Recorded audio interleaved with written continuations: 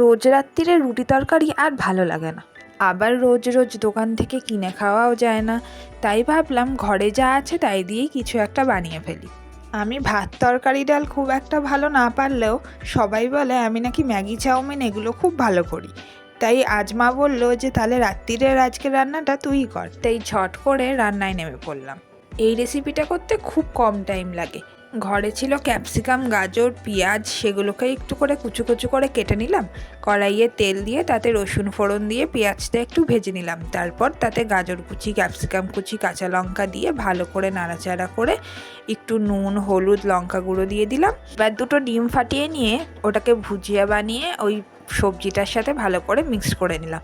আর তাতে দিয়ে দিলাম অল্প করে টমেটো সস আর ভিনিগার। তারপরে খানিকক্ষণ কষে ম্যাগি মশলাগুলোকে দিয়ে আরও একটু নাড়াচাড়া করে জল ঢেলে দিলাম। তারপর তাতে ম্যাগিগুলো দিয়ে সেদ্ধ হলেই নামিয়ে দিলেই রেডি।